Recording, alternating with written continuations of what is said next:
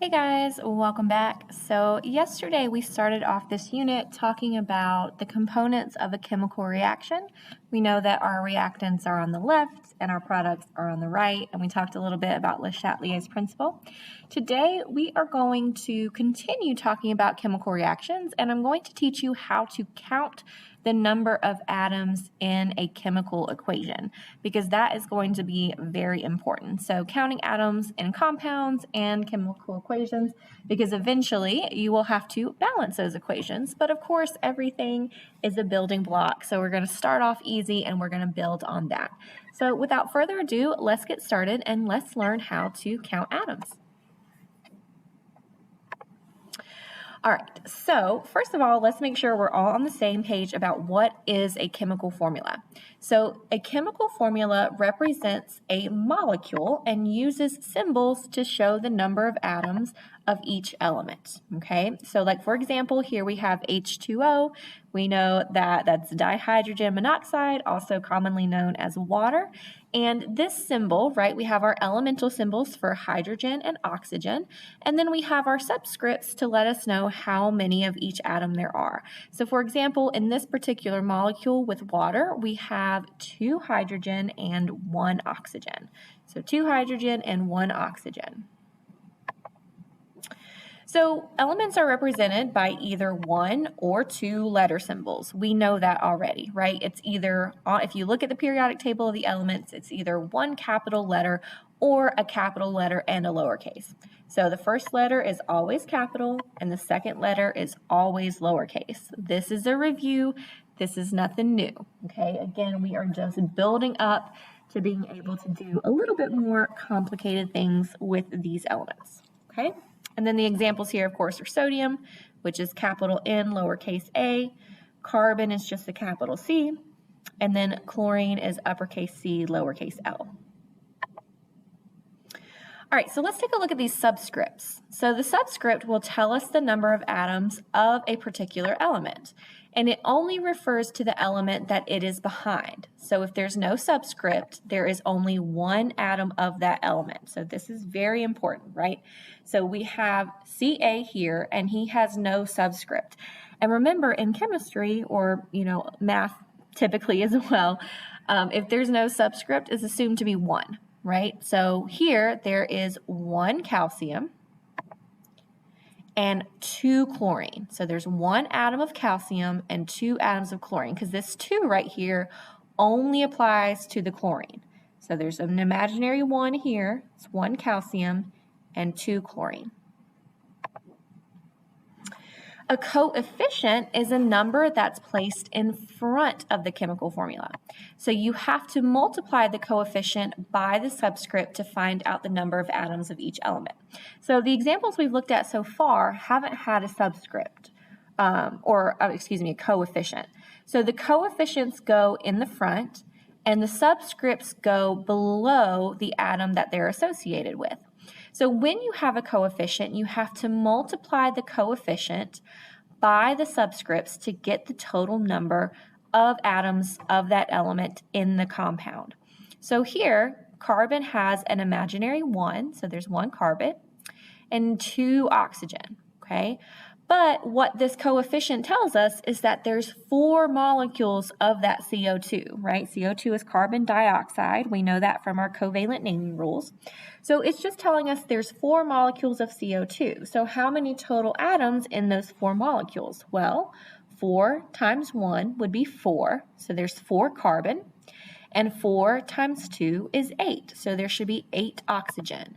So 4 atoms of carbon, 8 atoms of oxygen.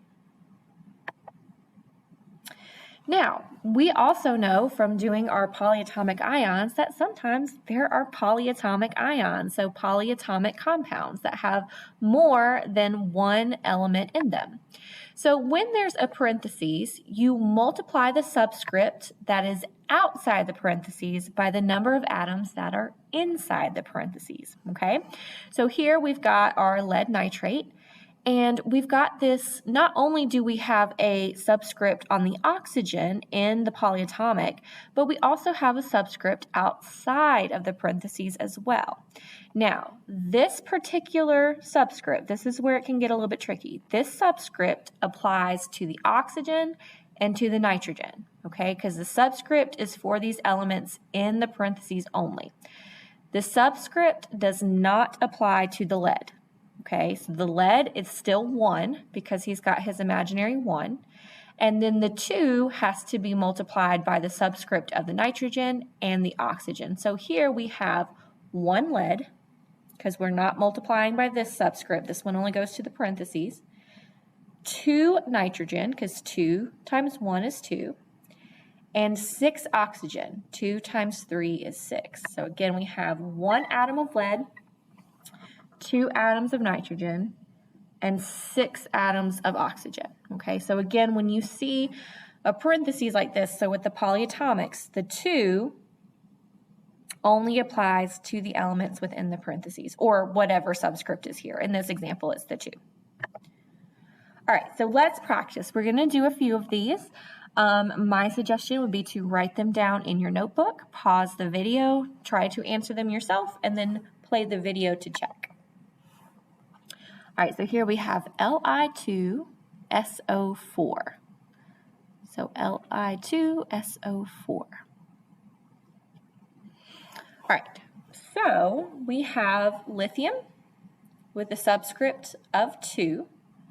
We have sulfur with that imaginary subscript of 1. And we have oxygen with the subscript of 4. Okay, there are no coefficients.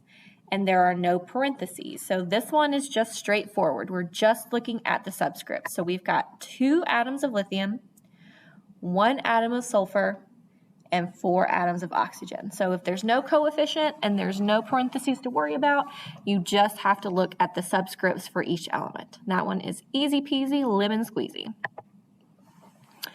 All right, so here we have a coefficient. Remember, with our coefficients, we multiply by the number of subscripts. Okay, so go ahead and pause and see if you can answer the number for each of these. All right, so we have the imaginary 1 here for barium, and then we've got 2 for chlorine. So 3 times 1 would be 3 barium. 3 times 2 would be 6 chlorine. So 3 atoms of barium and 6 atoms of chlorine. All right, let's do one more. So we have 4 coefficient. We've got silver, we've got nitrogen, and we've got oxygen. Okay, now NO3, that is a polyatomic, but there's only 1 of them. So there's no parentheses, right? So we don't have multiple of this poly right here. Like there's no parentheses in this one, so we don't have to worry about it. So we're just worried about the coefficient. Okay, so go ahead and pause and see if you can figure out how many of each element is in this compound.